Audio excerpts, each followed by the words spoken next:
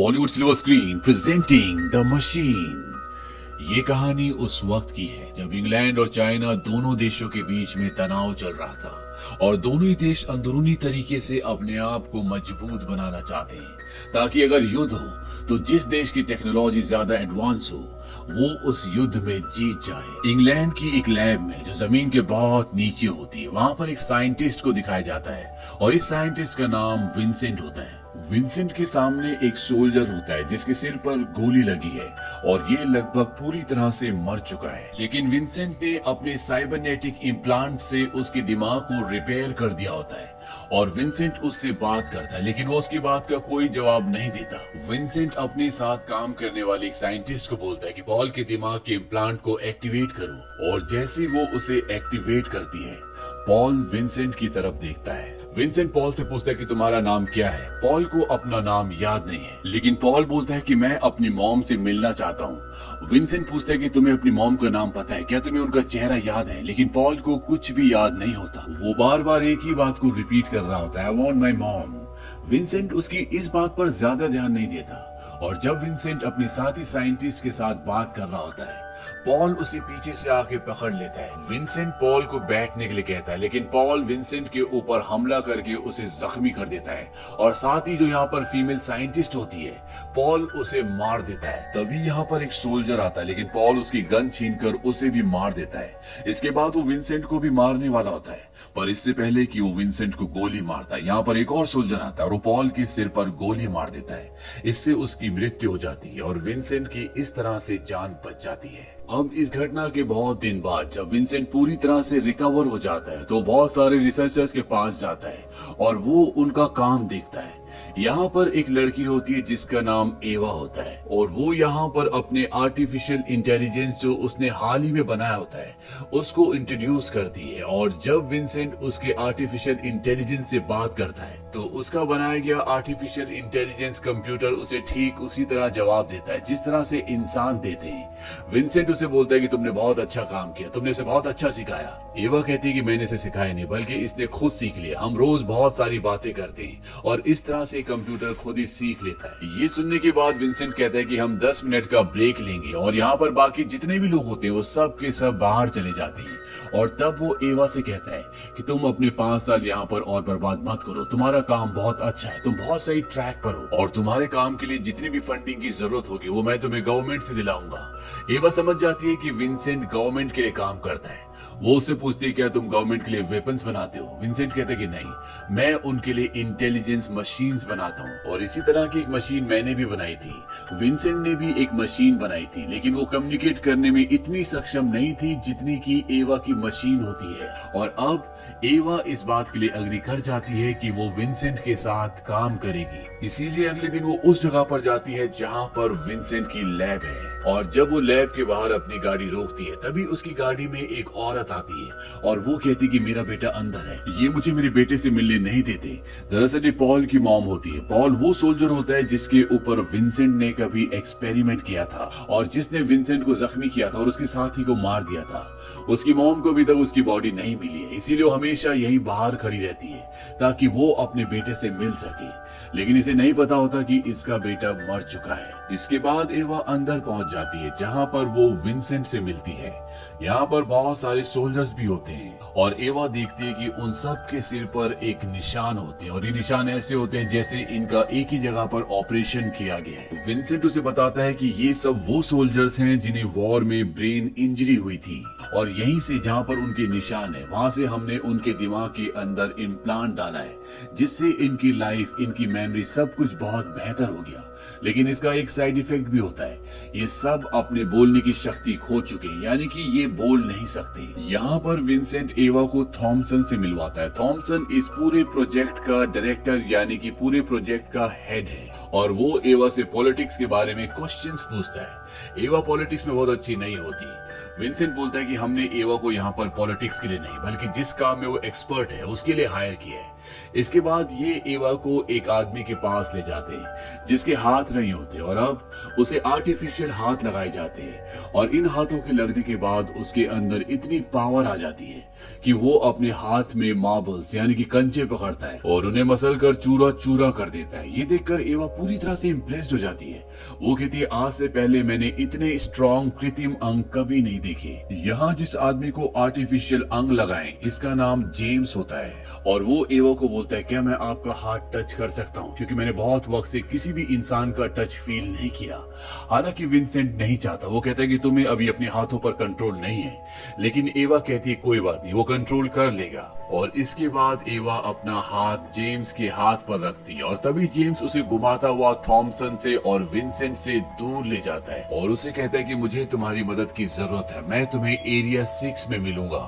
अब यहाँ पर थॉमसन एवा को बताता है कि मशीनों की जो हम फौज बना रहे वो हूबहू इंसानों की तरह दिखेगी, वो चाइनीज की तरह दिखेगी, वो पाकिस्तानीज की तरह दिखेगी और जिनसे भी हम लड़ रहे हैं न सिर्फ वो उनकी तरह दिखेंगे बल्कि वो उन्हीं की भाषा बोलेंगे भी। और ये मशीन्स वॉर में नेगोशिएशन करेंगी, पीस लाएंगी, युद्ध करेंगी, क्योंकि दुश्मनों को मारने के लिए पहले हमारे पास बहुत सारी मशीन्स अवेलेबल हैं और ये मशीन्स, ये रोबोट्स उनसे बिल्कुल अलग होंगे जो युद्ध के दौरान आम लोगों को बचाएंगे भी।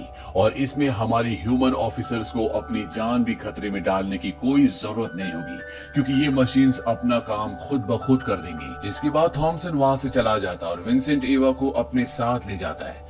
वो उसके दिमाग में सेंसर्स लगाता है और उससे बहुत सारे सवाल पूछता है। दरअसल वो उसकी यादों का डेटा इकट्ठा कर रहा होता है। विंसेंट एवा से पूछता है कि तुम्हें कौन सी चीज करने से खुशी मिलती है।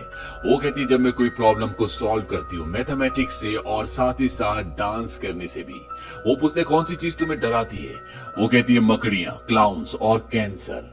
इसके बाद वो उससे और भी कई सवाल पूछता है और वो हर एक सवाल का उसे जवाब देती है। अब जब इनके सवाल जवाब खत्म हो जाते हैं तो एवा विंसेंट से पूछती है कि एरिया 6 में क्या होता है। विंसेंट उसे बताता है कि जो भी सोल्जर्स जख्मी हो जाते हैं या जिनका ब्रेन डैमेज हो जाता है, हम उनकी मदद करते हैं, हम उन्हें रिपेयर करते हैं, उन्हें जिंदा रखते हैं। एवा कहती है कि अगर तुम उनकी मदद करते हो तो ये सब यहाँ पर कैदियों की तरह क्यों रहते हैं। विंसेंट कहते हैं कि इस बारे में मुझे कुछ नहीं पता, लेकिन एवा को शक है क्योंकि जेम्स ने उसे कहा था कि उसे एरिया 6 में आकर मिले, उसे मदद की जरूरत है। और वहां पर एवा जाती है लेकिन वहां पर सोल्जर्स आ जाते हैं, इसीलिए एवा को वापस आना पड़ता है। अगले दिन विंसेंट एवा के चेहरे को स्कैन करता है क्योंकि जो मशीन बना रहे हैं, जो रोबोट बना रहे हैं, विंसेंट उस मशीन को हूबहू एवा की शक्ल देना चाहता है। हालांकि एवा ऐसा नहीं चाहती। स्कैन करने के बाद विंसेंट एवा को बोलता है कि कभी भी नीचे मत जाना, यहाँ पर बहुत सारे सीक्रेट्स हैं और मैं नहीं चाहता कि तुम्हारी जान को खतरा हो। एवा बोलती कि यहाँ पर चल क्या रहा है। इस बात से विंसेंट को गुस्सा आता है और वो बोलता है कि तुम्हें अपने काम से काम रखना चाहिए। लेकिन अगले दिन विंसेंट उससे माफी मांगता है। वो कहता है मैं सिर्फ तुम्हारी केयर कर रहा था, मुझे तुम्हारी चिंता है। यहाँ पर इन्होंने मशीन का दिमाग बना लिया होता है और तभी मशीन विंसेंट को बोलती है कि एवा तुमसे अभी भी नाराज है, यानी कि वो विंसेंट की और एवा की फीलिंग्स को, बातों को समझ सकती है और उसे समझकर वो उन्हें रिप्लाई करती है। वहीं दूसरी तरफ थॉमसन रिकॉर्डेड फुटेज में देख लेता है कि एवा कंप्यूटर से एरिया 6 की फाइल को कॉपी करने की कोशिश कर रही होती है।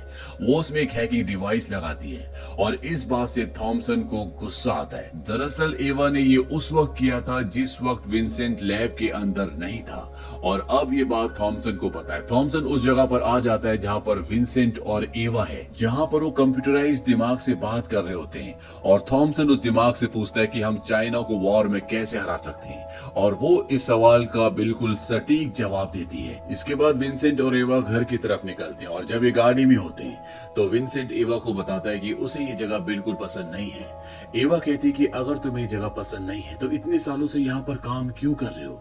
और तब विंसेंट उसे बताता है कि उसकी एक बेटी है जिसे रेड सिंड्रोम नाम की एक बीमारी है। इस बीमारी में इंसान बोलना भूल जाता है, उसकी ग्रोथ बहुत कम होती है, वो चल नहीं पाता क्योंकि ये एक न्यूरोलॉजिकल प्रॉब्लम है। और विंसेंट को पूरी उम्मीद है कि वो ब्रेन इम्प्लांट से अपनी बेटी को ठीक कर सकता है, उसकी मदद कर सकता है और इसीलिए वो यहाँ पर होता है। एवा पूछती है कि तुम्हारी बेटी के दिमाग के जो टूटे हुए कनेक्शंस हैं, उन कनेक्शंस को तुम मेरे दिमाग से जोड़ना चाहते हो। वो कहता है कि हाँ, मैं ऐसे ही करना चाहता हूँ और इसीलिए वो उसके माइंड को स्कैन कर रहा होता है। लेकिन वो बताता है कि मैंने अभी तक खुद की बेटी के माइंड को स्कैन नहीं किया है।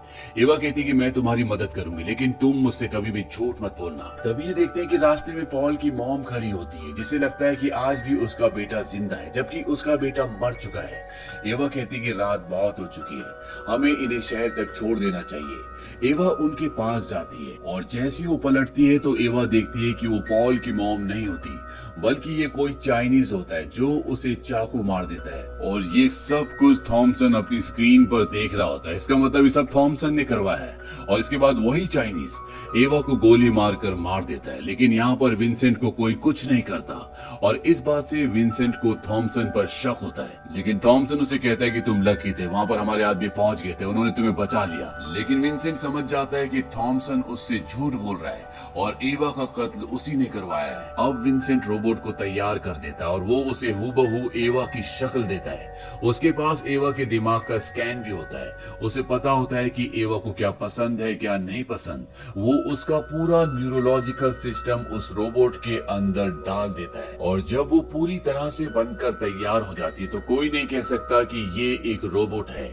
ये बहुत ही सॉफ्ट नेचर की होती है, इसके अंदर वायलेंस बिल्कुल भी नहीं होता। लेकिन थॉमसन ऐसा नहीं चाहता, इसीलिए वो उसे डराने के लिए उसके मुंह के अंदर मकड़ी डालने की कोशिश करता है, जिससे ये रोबोट बहुत डर जाती है। लेकिन विंसेंट कहता है कि इसे बंद करो और वो उस मकड़ी को वहां से हटा देते हैं। लेकिन इसके बाद थॉमसन उसके पास एक क्लाउन को भेजता है, जिससे वो रोबोट बहुत डर जाती है और वो उस पर हमला करती है, जिससे उस आदमी की मौत हो जाती है। थॉमसन वहां से निकल जाता है, वो कहता है कि काम हो गया। दरअसल थॉमसन यही देखना चाहता था कि ये मशीन किसी को मार सकती है कि नहीं। विंसेंट रोबोट से कहता है कि तुमने क्या किया। वो कहती है क्लाउन था, लेकिन विंसेंट उसके चेहरे का नकाब हटाता है। रोबोट कहती है कि मुझे नहीं पता था कि इंसान और क्लाउन एक ही होते। वो कहती है तुम इसे ठीक कर दो। विंसेंट कहता है कि ये मर चुका है, अब ये ठीक नहीं हो सकता। इस बात से रोबोट को बहुत दुख होता है, बहुत उदास हो जाती है। विंसेंट कहता है कि आज के बाद कभी भी किसी को मत मारना। इसके बाद विंसेंट जेम्स के पास जाता है। जेम्स वही आदमी है जिसके नकली हाथ लगाए थे और अब वो बोल भी नहीं सकता, क्योंकि उसके दिमाग में इम्प्लांट फिक्स कर दिया गया है और जिसके दिमाग में भी इम्प्लांट लगाया जाता है वो बोलना भूल जाता है। विंसेंट कहता है कि तुम चिंता मत करो, मैं इस पर काम कर रहा हूँ और मैं तुम्हें किसी भी तरह से यहाँ से बाहर निकालूंगा। वहीं दूसरी तरफ ये दिखाया जाता है कि रोबोट ने जब से उस आदमी को मारा होता है वो किसी से कुछ बात नहीं करती, वो बिल्कुल पॉज हो गई होती है क्योंकि वो उदास होती है। इसीलिए थॉमसन उसके पास अपनी एक सोल्जर भेजता है जिसका नाम सूरी होता है और इसके दिमाग में भी इम्प्लांट लगा हुआ है। और जब वो उसे हाथ लगाती है तो रोबोट उसका हाथ पकड़ लेती है और इसके बाद ऐसा लगता है कि रोबोट उससे बात कर रही है, जैसे वो उसे कुछ समझा रही हो। इसके बाद वो सोल्जर जिसका नाम सूरी है वहां से निकल जाती है और अब जब विंसेंट वापस आता है तो उसे बताया जाता है कि रोबोट अपनी लैब से बाहर निकल गई है और ये खतरनाक हो सकती है। वो विंसेंट को वहां पर जाने से रोकते हैं, लेकिन विंसेंट वहां पर जाता है और वो देखता है कि वो रोबोट वहां पर डांस कर रही होती है और जब वो विंसेंट को देखती है तो उसे गले लगा लेती है। विंसेंट वहां से चला जाता है। रोबोट उसके पास आती है। विंसेंट उससे पूछता है कि तुमने मुझे गले क्यों लगाया। वो रोबोट उसे बताती है कि तुम्हारे वॉलेट में मैंने तुम्हारी बेटी की तस्वीर देखी थी। मैं जानती हूँ कि वो बीमार है और इसीलिए तुम उदास हो। ये सुनकर विंसेंट की आंखों में आंसू आ जाते हैं। विंसेंट कहता है कि मैं जानता हूँ तुम किसी इंसान की नकल हो, तुम जिंदा नहीं हो। इस बात पर रोबोट बोलती है कि तुम कैसे कह सकते हो कि थॉमसन जिंदा है या तुम्हारी बेटी जिंदा है। विंसेंट कहता है कि वो इंसान है। रोबोट कहती है कि तुम सिर्फ उनकी बॉडी देख सकते हो, उनके विचारों को नहीं देख सकते, ठीक उसी तरह जिस तरह तुम मेरे अंदर की फीलिंग्स को, मेरे विचारों को नहीं देख सकते। तभी यहाँ पर कमांडोज आ जाते हैं। विंसेंट उन्हें बोलता है कि सब ठीक है, ये मेरे साथ है और इसके बाद कमांडो वहां से चले जाते हैं। और अगले दिन ये दिखाया जाता है कि थॉमसन रोबोट को एक आदमी के पास लेकर आता है और ये आदमी वही चाइनीज होता है जिसने एवा को मारा होता है। थॉमसन उस रोबोट को बोलता है कि इसे मार दो, लेकिन वो मना कर देती है। वो कहती है कि विंसेंट ने मुझे किसी को भी मारने से मना किया है। थॉमसन कहता है कि अगर तुमने इसे नहीं मारा तो ये यहाँ से जाकर सीधा विंसेंट को मार देगा। इस बात से रोबोट डर जाती है, घबरा जाती है। वो कहती है मैं जोर से चिल्लाऊंगी, इसे डांटूंगी, ये ऐसा नहीं करेगा। थॉमसन कहता है तुम इसे नहीं रोक सकती जब तक तुम इसे मारोगी नहीं। और इसके बाद थॉमसन उस आदमी के हाथ खुलवाकर उसके आगे एक चाकू फेंक कर अपने आदमियों के साथ वहां से निकल जाता है। और अब ये चाइनीज आदमी रोबोट के ऊपर हमला करता है, लेकिन रोबोट उसका हाथ तोड़ देती है। थॉमसन कहता है कि इसे मार दो। रोबोट कहती है कि इसे मारने की जरूरत नहीं है, मैंने इसका हाथ तोड़ दिया है, अब ये किसी को भी मार नहीं सकता। इस बात से थॉमसन को बहुत हैरानी होती है। वो समझ जाता है कि ये बहुत समझदार है, लेकिन वो चाहता है कि वो उसका कहना माने। जो भी थॉमसन कहे वही रोबोट करे, लेकिन वो उसकी बात मानने के लिए तैयार नहीं होती। और जब विंसेंट यहाँ पर आता है तो वो देखता है कि रोबोट एक टेबल के नीचे छुपी हुई होती है। वो उससे पूछता है क्या हुआ। वो उसे बताती है कि मुझे यहाँ पर बिल्कुल भी अच्छा नहीं लगता। विंसेंट पूछता है कि रात को क्या हुआ था। वो उसे कुछ बताना नहीं चाहती। विंसेंट भी उसी के साथ उस टेबल के नीचे बैठ जाता है और वो उसे कुछ फोटोज दिखाता है जो बाहर की दुनिया की होती है। रोबोट कहती है कि असली सनसेट में कब देखूंगी। इसका वो कोई जवाब नहीं देता और वो उससे पूछता है कि मुझे बताओ कल रात को क्या हुआ। वो कहती है कि मैंने एक आदमी को मारा, क्योंकि अगर मैं उसे नहीं मारती तो वो मुझे मार देता। दरअसल ये थॉमसन की चाल होती है जिसमें वो उस रोबोट को फंसा लेता है और उससे उस चाइनीज आदमी का कत्ल हो जाता है। रोबोट कहती है कि मैं मरना नहीं चाहती, मैं जिंदा रहना चाहती हूँ। यहाँ पर जो थॉमसन होता है वो रोबोट को पूरी तरह से अपने कंट्रोल में लेना चाहता है और इसीलिए वो चाहता है कि विंसेंट उसके अंदर कुछ चेंजेस करे। विंसेंट कहता है कि जिस तरह से हमने इस मशीन को बनाया था ये उससे बहुत ज्यादा बेहतर है और अगर हमने इसमें कुछ छेड़छाड़ की तो हो सकता है कि हम इसे खो दें। और इस तरह से विंसेंट थॉमसन को मशीन के साथ छेड़छाड़ करने से रोक लेता है। अब विंसेंट रोबोट के पास जाता है। रोबोट उसे कहती है कि तुमने मुझे इसलिए बनाया ताकि तुम अपनी बेटी को ठीक कर सको। विंसेंट कहते कि हाँ, अगर तुम जिंदा होती, लेकिन तुम जिंदा नहीं हो, तुम मशीन हो। दरअसल उसका मतलब ये होता है कि अगर एवा जिंदा होती तो ऐसा हो सकता था। रोबोट कहती है कि मैं जिंदा हूँ, मैं मशीन नहीं हूँ।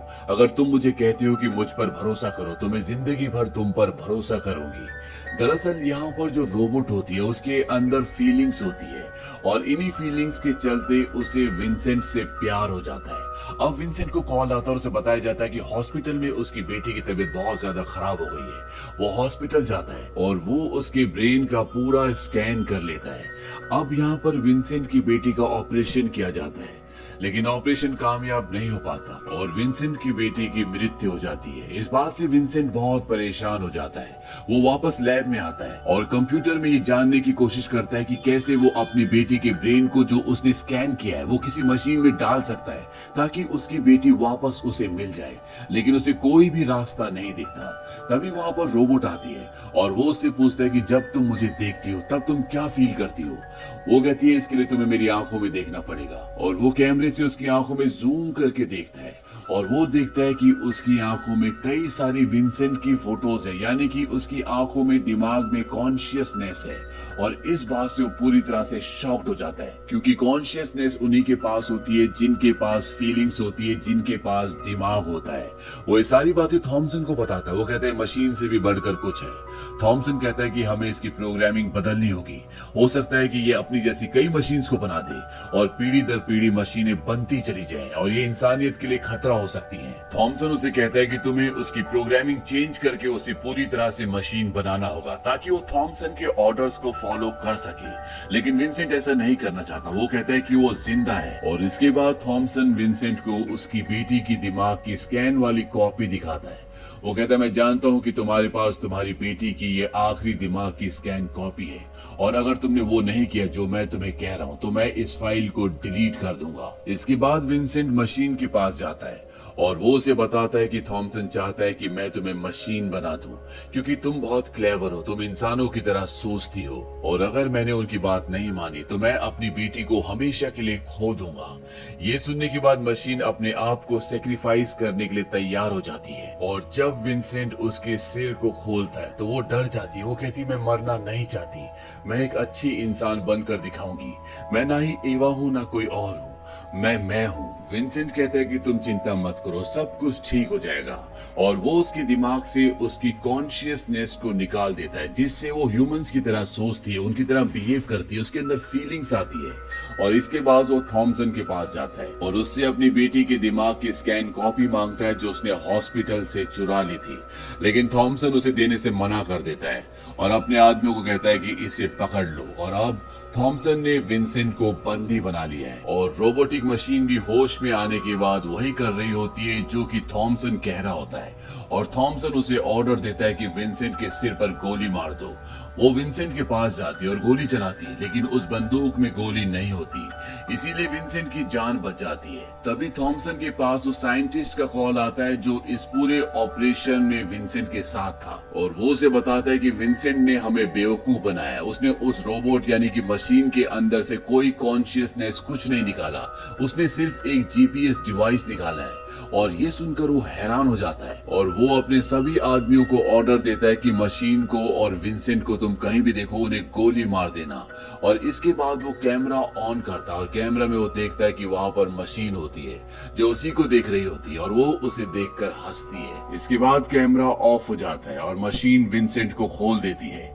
विंसेंट देखता है कि जिनके भी दिमाग के अंदर इम्प्लांट लगाए होते हैं वो सब के सब मशीन के साथ होते हैं और वो आपस में बात भी कर रहे होते हैं। विंसेंट मशीन से पूछता है क्या ये आपस में बात कर सकते हैं। वो उसे बताती है कि ये हमेशा से आपस में बात कर सकते थे। विंसेंट पूछता है कि फिर इन्होंने हमें कभी बताया क्यों नहीं। मशीन कहती है क्योंकि ये एक नई दुनिया का हिस्सा है और तुम एक पुरानी दुनिया का हिस्सा। आपको याद होगा एक बार मशीन के पास एक फीमेल सोल्जर आती है और मशीन उससे बातें करती है। दरअसल वो उसे यही कहती है कि हम सब यहाँ से निकल जाएंगे, बस हमें एक साथ मिलकर काम करना होगा। और इसीलिए यहाँ पर जितने भी साइबॉर्ग्स यानी कि जितने भी सोल्जर्स होते हैं जिनके इम्प्लांट लगे हुए हैं वो सब के सब अब मशीन के साथ रोबोट के साथ हैं और वो यहाँ पर जो दूसरे सिपाही हैं उन पर हमला कर देते हैं। और अब विंसेंट अपनी बेटी के दिमाग के स्कैन को लेने जाना चाहता है, लेकिन मशीन उसे कहती है कि तुम वहां मत जाओ, तुम मारे जाओगे। मैं तुम्हारी बेटी के दिमाग के स्कैन को ले आती हूँ और तुम क्वांटम कंप्यूटर को पूरी तरह से तबाह कर दो ताकि आज के बाद ये उसके जैसे रोबोट्स को मशीन को ना बना सके और ना ही उसे कंट्रोल कर सके। यहाँ से विंसेंट उस जगह जाता है जहाँ उसे क्वांटम कंप्यूटर नष्ट करना है, लेकिन वहाँ पर उसे एक दूसरा साइंटिस्ट रोकने की कोशिश करता है। लेकिन तभी वहाँ पर वही आदमी आ जाता है जिसके नकली हाथ लगाए गए थे और जिसके हाथों में बहुत पावर है। वो उस साइंटिस्ट को मार देता है और विंसेंट क्वांटम कंप्यूटर को पूरी तरह से नष्ट कर देता है। वही दूसरी तरफ थॉमसन को दिखाया जाता है, वो कंप्यूटर से उन सारे सिपाहियों को डीएक्टिवेट कर रहा होता है जिनके दिमाग में इम्प्लांट लगे हुए हैं और वो 60% सिपाहियों को डीएक्टिवेट कर लेता है। लेकिन तभी वहीं पर एक साइबोर्ग जिसके खुद के दिमाग में इम्प्लांट लगा हुआ है और वो थॉमसन की सबसे खास होती है जिसका नाम सूरी होता है और वो दिमाग से उसके कंप्यूटर का एक्सेस अपने पास ले लेती है, जिससे थॉमसन बचे हुए सिपाहियों के दिमाग में लगे हुए इम्प्लांट को डीएक्टिवेट नहीं कर पाता। और थॉमसन समझ जाता है कि सूरी ने एक्सेस अपने पास ले लिया है। वो उसके पीछे जाता है और उसे गोली मार देता है और तभी वहां पर मशीन यानी कि रोबोट आ जाती है। थॉमसन उस पर कई गोलियां चलाता है लेकिन उस पर गोलियों का कोई भी असर नहीं होता और जब उसकी गोलियां खत्म हो जाती है तो थॉमसन बोलता है कि मैं तुम्हें ऑर्डर देता हूँ कि तुम मुझे नहीं मारोगी, लेकिन वो उसका ऑर्डर नहीं मानती क्योंकि वो उसके कंट्रोल में नहीं है। और जब थॉमसन ये देखता है तो वो गिड़गिड़ाना शुरू कर देता है। वो कहता है मेरी जान बख्श दो। मशीन कहती है कि ठीक है मैं तुम्हें नहीं मारूंगी लेकिन तुम्हारे साथ वही करूंगी जो तुम मेरे साथ करने वाले थे। वो उसके दिमाग में अपनी उंगलियां लगाती है और जोरदार प्रेशर देती है जिससे उसकी पूरी बॉडी लेबोटोमाइज हो जाती है, यानी कि अब वो एक जिंदा लाश है। वो देख सकता है, सुन सकता है, लेकिन ना वो अपने शरीर के किसी हिस्से को हिला सकता है, ना किसी से बात कर सकता है। और तभी यहाँ पर विंसेंट आ जाता है। वो कहता है मेरी बेटी की दिमाग का स्कैन कहाँ है। वो कहती है मैं इसे अपने दिमाग में सेव करके रख सकती हूँ, अगर तुम मुझ पर भरोसा करो तो। मैं जानती हूँ कि तुम मुझ पर भरोसा नहीं करते। विंसेंट उसे अपने गले से लगा लेता है। वो कहता है कि मुझे तुम पर भरोसा है। और इसके बाद विंसेंट, मशीन और सूरी जो कि एक साइबॉर्ग है जिसके दिमाग में इम्प्लांट लगा हुआ है, ये तीनों की तीनों गाड़ी से यहाँ से निकल जाते हैं। और अंत में ये दिखाया जाता है कि विंसेंट अब मशीन के साथ एक नई जिंदगी की शुरुआत कर चुका है। उसके हाथ में एक स्क्रीन होती है जिसमें उसकी बेटी की छवि होती है और वो अपनी बेटी से उसी तरीके से बात कर सकता है जिस तरह से वो मशीन से कर सकता है। विंसेंट की बेटी बोलती है मैं गेम खेलना चाहती हूँ। विंसेंट बोलता है कौन सी? विंसेंट की बेटी बोलती है कि आपके साथ नहीं, मॉम के साथ। और तभी वहां पर मशीन आती है और वो उसके हाथ से उस डिवाइस को ले लेती है, यानी कि विंसेंट, उसकी बेटी और ये मशीन अब एक अनोखा परिवार बन चुके हैं। विंसेंट अपनी बेटी के दिमाग के स्कैन के साथ एवा के दिमाग के स्कैन को इसलिए मिलाना चाहता था क्योंकि उसकी बेटी की दिमाग की यादें अधूरी थी, उसके तार पूरे नहीं थे और इसीलिए वो चाहता था कि वो यहाँ पर एवा के दिमाग का इस्तेमाल करे, जो कि वो बाद में मशीन के दिमाग से करता है, क्योंकि मशीन का जो पूरा दिमाग होता है वो एवा के दिमाग की कॉपी होती है। और इसी के साथ ये फिल्म, ये कहानी यहीं पर खत्म हो जाती है। ये फिल्म सन 2013 में रिलीज हुई थी। IMDb पर इसकी रेटिंग है 6.1। इस फिल्म का बजट था $15 लाख और बॉक्स ऑफिस पर इसने कमाई की थी $32 लाख की। उम्मीद करते हैं कि ये कहानी आपको पसंद आई होगी।